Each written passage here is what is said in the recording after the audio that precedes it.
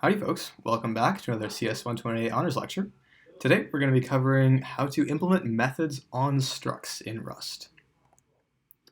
So we're going to start off by answering some of your questions. Thank you for continuing to submit those in PrairieLearn. Those are some valuable pieces of feedback that we constantly read to sort of tweak the course and better tailor it to your guys' sort of wants and needs. All right, and then so we're going to review vectors and then some dereferencing. We got a couple questions about that. Then we're going to review ownership and borrowing again, as those two concepts are central to structs and implementing methods for structs. Then we're going to go ahead and show you the exact syntax for doing that, how to write structs that sort of modify and act on pieces of struct data.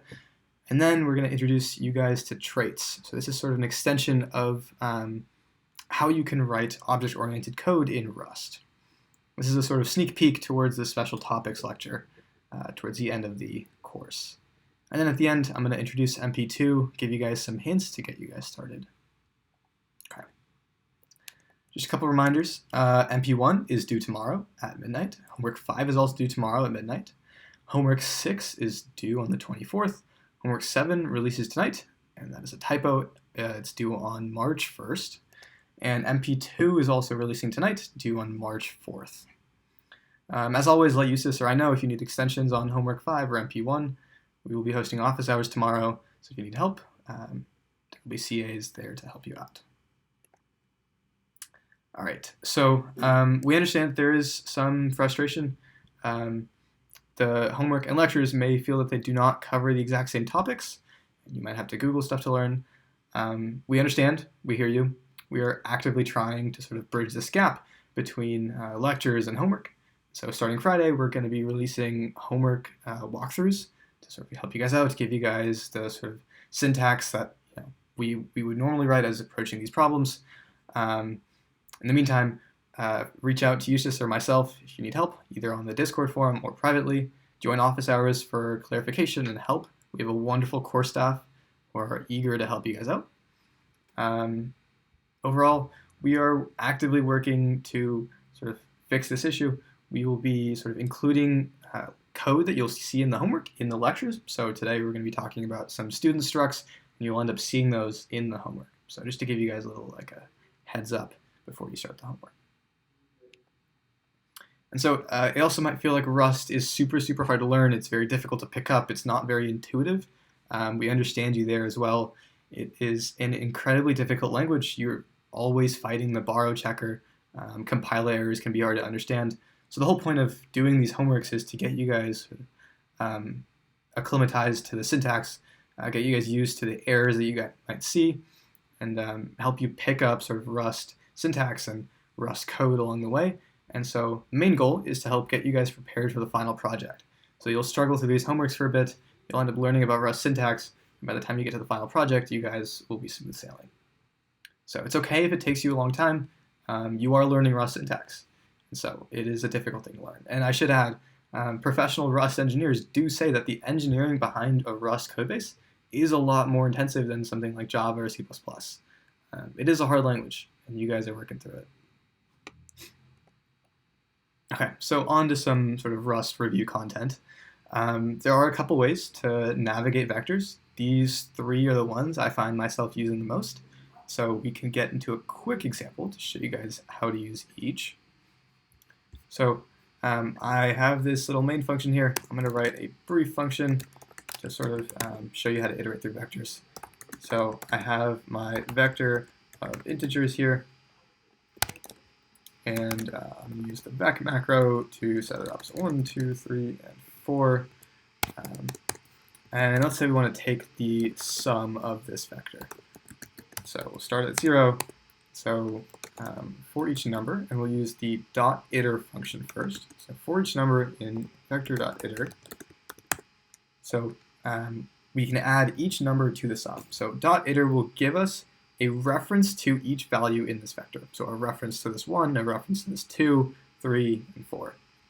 And so we can increment our sum by number each time. And then at the end, print it out, do whatever we need to do with it. If we wanted to mutate or modify each of these elements in the vector while also taking the sum, we can use the iter_mute method. So the thing to keep in mind is that this vector has to be mutable in order to be able to call iter_mute, right? And so you can see that this iter_mute gives us mutable references to each value in the vector. So mutable reference to 1, to 2, to 3, and so on. And the caveat is, if you want to access these values, you have to dereference them. So if I wanted to access this mutable reference to 1, I have to dereference it in order to add it to my sum. And let's say I wanted to reset them back to 0 after I tracked them in my sum. Again, I have to dereference this mutable reference and then set it to 0. So the other sort of method I see myself using often in Rust code is the sort of range iteration. So for index, in my range from 0 to vector length, I can do some stuff. And so I have the index to some value, the index of my vector. So I can say vector brackets index, and that will give me the value from each vector. So 3 ways to sort of iterate through vectors and read their values and do stuff with them. I find myself using the first 2 when I want to deal explicitly with the values across the entire vector. I find myself using this range-based iteration when I have a weird range, say like from index 2 to vector length -1 or something funky like that. But these all accomplish the same thing, more or less, so use the one that best fits the goal you have in mind. Okay. And a couple jokes to get us started. How many programmers does it take to change a light bulb? Ponder for a sec. And none. That's a hardware problem. And I'll leave this to you to read before we get started.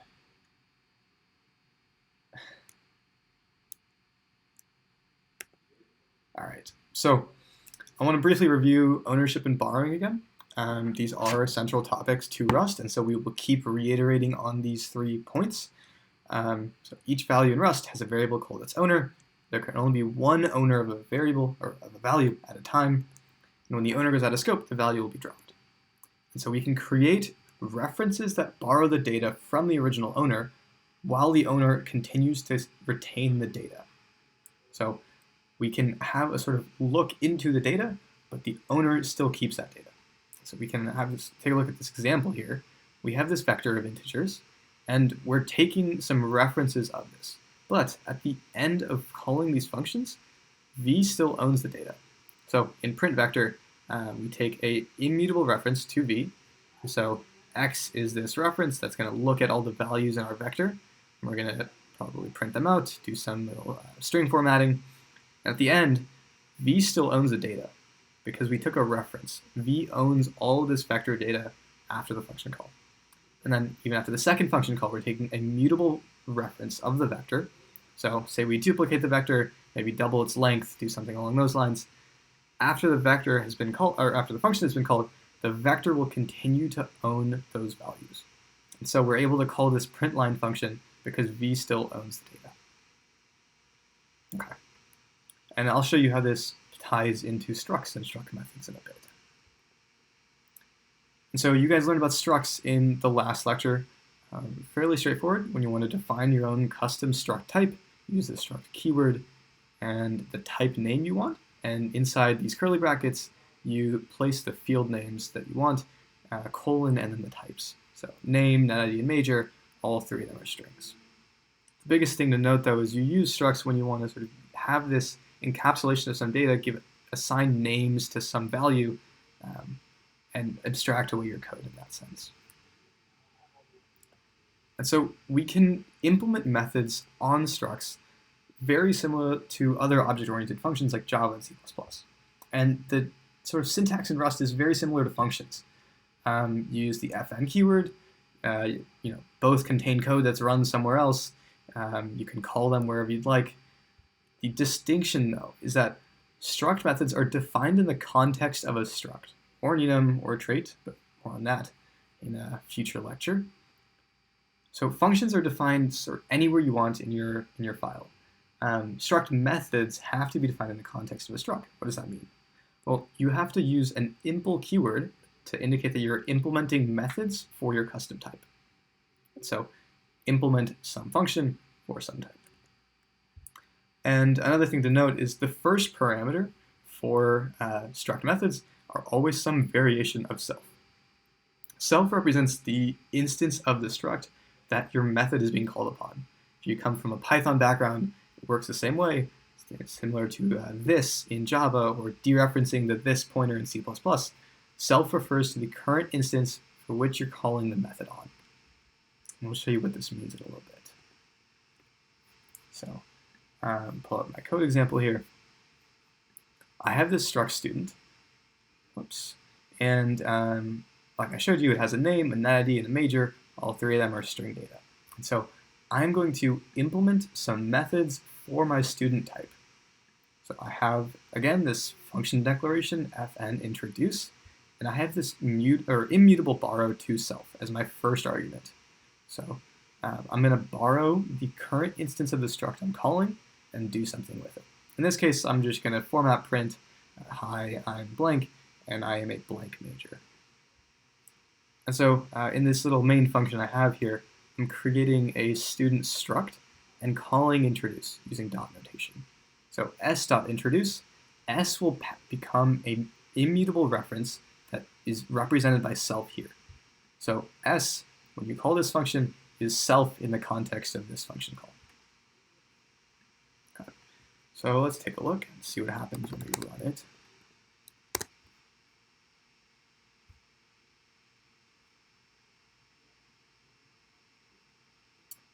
So I don't know if you guys can see that, but essentially it says, hi, I'm Neil, and I am a CS major. So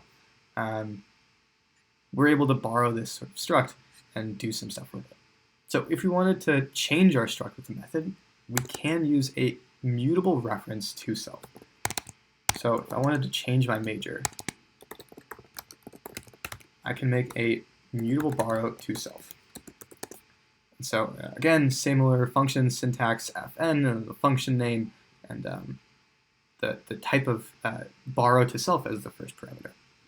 And then as the second parameter, I'm going to make a new major that's a string. And then when you want to access struct fields, you use self. So self.major equals my new major. Okay. And so I can call this function here, again using dot notation. S will become the mutable reference to self when I call change major on this struct s. So I'll change my major to say CS plus stats, and then I'll introduce again after. And get rid of this, and make this a string.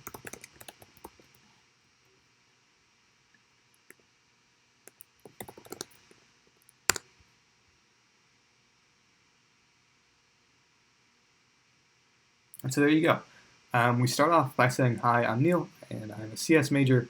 And then once we call change major, which takes a mutable reference to S, we change the major, and you can see that reflected in the introduce method.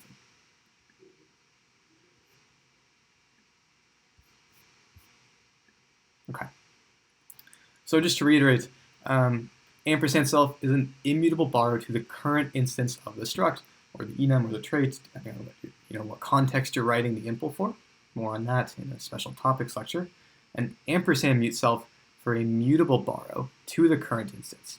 And so mutable borrow means you can change the struct from within that method. Something you'll almost never see is just self by itself, no borrow. This will take ownership of the struct and discard it after the method. So calling a function will drop the variable in the outer scope. This is rarely, if ever, used. Usually you'll want to just continue sort of using your struct after a method call, continue consuming the data somehow. You'll never want to take ownership in a function of a struct and just drop it. So make sure you're using some type of borrow. We will never ask you to use self by itself. Use one of these two. And once again, you can use dot notation on self to access the struct fields and call other struct methods. So you saw we can access the name and major using self.name, self.major, you can actually call other struct methods using self.say introduce within another struct method, if you so choose. Okay. So there is another type of function that you'll see with structs. They do not have the self keyword. So these are called associated functions. They're defined on custom types, but they don't refer to instances of the type. They're sort of under a type of namespace if you come from C++. They act as static functions or class functions. They don't refer to instances, but they do sort of act under the scope of that type. So you'll often see these when you make your own constructors or you're using constructors of some custom type. Rust does not have built-in constructors, and you can define your own using associated functions. And you've seen them before. You've seen string : new, which creates a blank string, or even vec : new. These are associated functions. You're not using dot notation. You're not, using some type of ampersand self-borrow. You're calling a function defined under the context of a struct. So they're associated with the struct, but they don't act upon instances. So we can define our own. We can create a function new, which will give us a student. So let's take a look at how we can do that. So I'll create a function new that'll return a student. And so I'll have to define some parameters. So I can take the name, which is a string, the net ID, which is also a string, and the major string. And if you remember from last lecture, we can sort of take a shortcut when defining a struct when we know our variable names match the struct field definition. So this variable name here, name, matches this struct definition here. So we can call name. And then net ID also matches. Call net ID. Finally, major also matches. If this did not match, say it was my name, we would have to define a semicolon here and place the actual variable name here, my name. But in a constructor, you can keep it concise. You can use the same variable names, so you don't have to have redundant code. Right, let's take a look at how to use this. So rather than creating a student using this struct notation, we can just use our constructor. So let mut s equal student new. And then we'll pass in the name, Neil, string. We'll just copy this.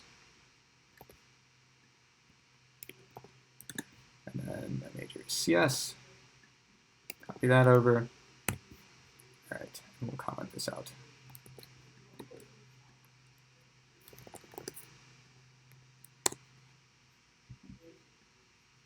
So we're defining a student with our sort of constructor associated function. And here you can see we accomplish the exact same thing. We have the name as Neil, ID is Neil K3, and major is CS. And we can take these immutable or mutable references of S, modify the struct however we like, especially with this change major function, and the change is reflected when we try to print out the name and major. Okay. So you'll see a couple sort of variations of constructors or associated functions. You'll see hash maps in MP2, or sorry, hash sets. You have a couple constructors there with init or new or with capacity.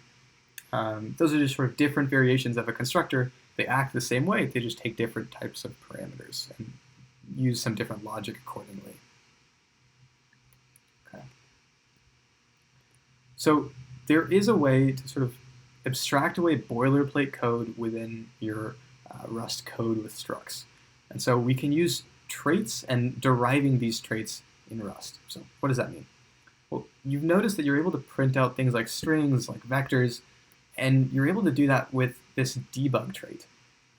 It makes your custom type printable using the bracket : bracket notation. And so there is a way to do that for your custom structs. We'll show you that in the future, in a little bit. You've probably seen these in your past homeworks and in the past MPs. There's also the clone trait. The clone trait allows you to make deep copies of your struct using .clone without any overhead of writing the function. So if you implement the clone trait for your struct, you'll be able to just call .clone and have a deep copy. No additional boilerplate, no definition. They're for you using Rust macros.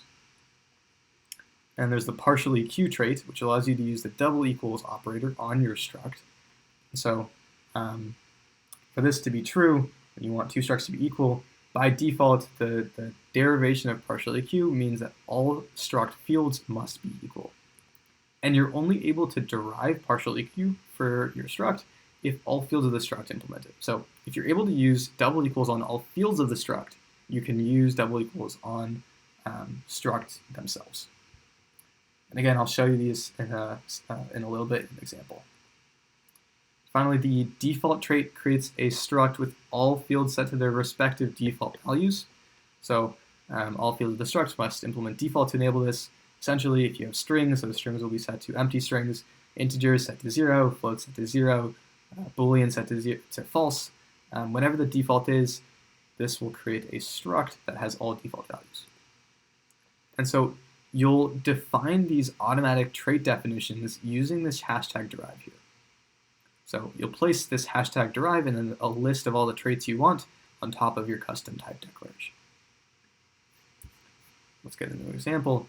As it stands right now, we're not able to sort of clone our struct. So if we wanted to create a mutable struct, say x, which is a cloned version of s,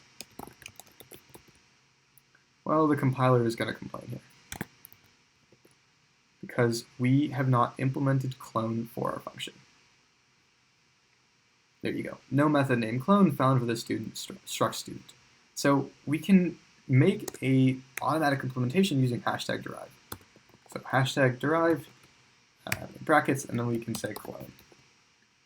And so if we scroll down, this compiler error is gone because deriving the clone functionality gives us this boilerplate code. And we can continue to do more. So we can define the debug, we can define default, and partial EQ. And so we can use this, we can use the colon question mark operator to sort of debug print our struct. And so this will compile because we implemented debug. If we were to remove debug, that would no longer compile, and VS Code would throw me a warning. There you go. Student doesn't implement debug. And so we're able to get rid of all of this boilerplate code using derivations. So one brief example, I want to show you that you're able to compare structs using double equals if you have partial EQ implemented.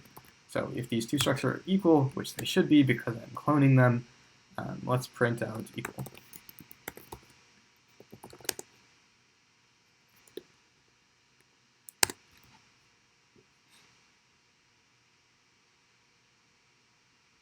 And there you go. We get equal printed out because these structs are equal.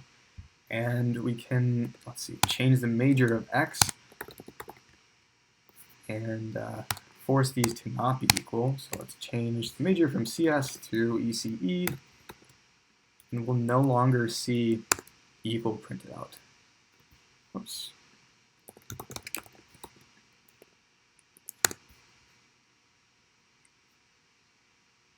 There you go. Because the major of x has changed, these two structs are no longer equal, which means we do not enter this if statement. So some cool, powerful functionality that you can implement on your structs with just a simple line of code. Macros are extremely powerful in Rust. All right. So this is a sort of sneak peek at traits. Traits allow you to define an interface for common behavior in Rust. You have these common functions that you can call on different types just by these custom types implementing the same trait. This is very similar to interfaces if you come from a Java background. This is Rust's version of object-oriented programming. So many of the popular traits, debug, clone, partial EQ, default, and many more. You will be using them in their final projects because they help your life out a lot. And so we'll be going more into detail in the special topics section later in the course about how traits work, how you can make trait objects, some very, very cool stuff. All right, so I'm going to briefly introduce MP2 and give you guys some hints before you get started. So you guys will be implementing a hangman game. So the MP will be implementing the logic that controls the game. I strongly recommend that you download the zip file because the zip file will contain all the code files. It will contain a main function that you can run and play the game yourself if you'd like to test it that way. Please do not develop on Prairie Lake. Please develop with the zip file on your local machine. Okay. So for this MP, we'll be asking you to define your own custom struct. You will be using hash sets for this MP. So a hash set acts like a vector. It's a collection of values, but the caveat is those values have to be unique. And because those values are unique, there's no indexing the way a vector has. There's no sort of 0 to 1 or 0 to n indexing. All you can really do is add an element to a hash set and check if the hash set contains an element. The good thing, though, is that those are order O of 1 operations, which is extremely fast compared to a vector, which is O of n to check if a vector contains something. So you will be defining your own hash sets. So I'd imagine you'd use a hash set for the guesses variable, and you can define a custom hash set using this std collections hash set and then in angle brackets character, similar to the vector notation that you used to using. Okay, and then you'll be using this new function, so an associated function that returns a result. So you'll see this capital S self type. Capital S self refers to hangman. So hangman, capital S self, these two are equivalent. Okay, and so you'll be using the result type. So you guys should be familiar with that, the OK or error variance. Read up on the documentation on whether to return an OK or whether to return an error. And so as you're sort of working through your code, remember you can use dot notation to access this struct. So self.guesses will give me access to this hash set. And so if I have my guess function and I wanted to insert a guess into the hash set, say self.guesses.insert, and then my character. And if I wanted to check whether a character is already in my hash set, I can use the self.guesses.contains, and this will return true or false depending on whether it contains this character. So one thing to note is insert is expects a mutable reference to the hash set, and so you're only able to get a mutable reference to a hash set in your struct implementation if self is mutable. So you're only able to mutate guesses if the struct itself is mutable. That logic sort of follows. And so you'll only need to really modify guesses, modify this hash set within this function. Okay. And another thing to note, when we expect to return a reference to some data type from within a struct, you can use borrowing again. So borrow self.guesses will return an immutable reference to my hash set of characters. So you have two different get guesses variant functions. So I'd imagine you'd need two different hash sets to keep track of that. Okay. That should be a good starting point for you guys on this MP. Good luck. Reach out to Eustace, myself, the course staff if you guys need help. We are hosting office hours practically every day of the week, so we look forward to seeing you there.